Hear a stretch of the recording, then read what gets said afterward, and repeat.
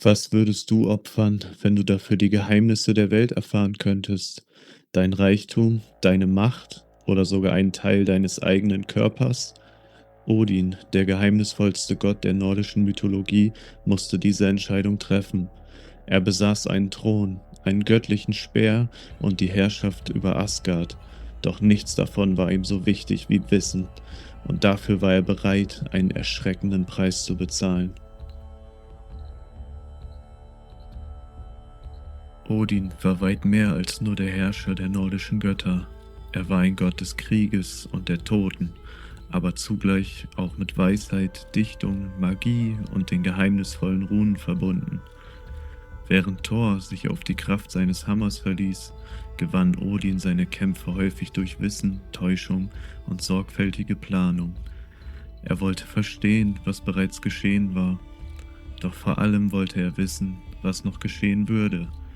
Deshalb verließ er immer wieder die Hallen Asgards und wanderte unerkannt durch die Welten. Mit einem breiten Hut und einem dunklen Mantel verbarg er seine wahre Gestalt. Er stellte Fragen, prüfte Könige und suchte Wesen auf, deren Wissen älter war als die Herrschaft der Götter. Unter einer der gewaltigen Wurzeln des Weltenbaumes Yggdrasil lag Mimirs Brunnen. In seinem Wasser sollten Weisheit und tiefe Erkenntnis verborgen sein. Bewacht wurde der Brunnen von Mimir, einem Wesen, das für sein außergewöhnliches Wissen bekannt war. Als Odin den Brunnen erreichte, verlangte er einen einzigen Schluck. Doch Mimir wusste genau, welchen Wert sein Wasser besaß. Er verlangte ein Pfand.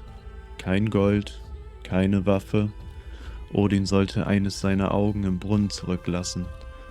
Für fast jedes andere Wesen wäre dieser Preis undenkbar gewesen. Odin aber war nicht gekommen, um zu verhandeln. Er opferte sein Auge und legte es in das dunkle Wasser. Erst danach durfte er trinken. Von diesem Augenblick an sah Odin weniger von der sichtbaren Welt, doch gleichzeitig erkannte er mehr von den Dingen, die hinter ihr verborgen lagen. Sein fehlendes Auge wurde zum Zeichen seines unstillbaren Verlangens nach Wissen. Doch selbst das Wissen aus Mimirs Brunnen genügte Odin nicht. Er begehrte auch die Geheimnisse der Runen. Runen waren nicht bloß Zeichen, mit denen Wörter geschrieben wurden. In den alten Überlieferungen konnten sie für Schicksal, Wissen und magische Macht stehen. Doch niemand konnte Odin dieses Wissen einfach schenken. Er musste es selbst erringen. Odin begab sich zum Weltenbaum Yggdrasil. Dort verwundete er sich mit seinem eigenen Speer und hing 9 Nächte lang am Baum. Ohne Nahrung, ohne Wasser. Allein über einem dunklen Abgrund. Odin opferte sich selbst an sich selbst. Nacht für Nacht hing er zwischen Leben und Tod. Unter ihm lag die Tiefe. Über ihm rauschte der gewaltige Weltenbaum. Erst in der 9. Nacht erkannte er die Runen. Mit letzter Kraft griff er nach ihnen. Dann fiel er vom Baum. Odin hatte überlebt, doch er kehrte nicht als derselbe Gott zurück. Durch sein Leiden hatte er das Wissen der Runen und mächtiger Zaubersprüche erlangt. Trotzdem verließ sich Odin niemals nur auf sein eigenes Wissen. Jeden Tag sandte er seine beiden Raben, Hugin und Munin, über die Welt. Ihre Namen werden häufig als Gedanke und Erinnerung übersetzt. Sie flogen über Wälder, Meere, Siedlungen und Schlachtfelder. Am Abend kehrten sie zu Odin zurück und berichteten ihm, was sie gesehen und gehört hatten. So wurden sie zu seinen Augen und Ohren in der Ferne. Von seinem hohen Sitz aus beobachtete Odin die Welten. Seine Wölfe Geri und Freki begleiteten ihn. Und wenn er selbst reisen musste, trug ihn Sleipnir, das 8-beinige Pferd, schneller als jedes gewöhnliche Tier. Doch all dieses Wissen brachte Odin keine Ruhe. Denn je mehr Odin wusste, desto deutlicher erkannte er eine Wahrheit, der selbst ein Gott nicht entkommen konnte. Ragnarök würde kommen, der letzte Kampf der Götter, die Ordnung der Welt würde zerbrechen. Mächtige Wesen würden ihre Fesseln sprengen, Asgard würde angegriffen werden und der riesige Wolf Fenrir sollte Odin verschlingen. Odin kannte also nicht nur das Schicksal der Welt, er kannte auch sein eigenes Ende. Vielleicht war es genau dieses Wissen, das ihn immer weiter antrieb.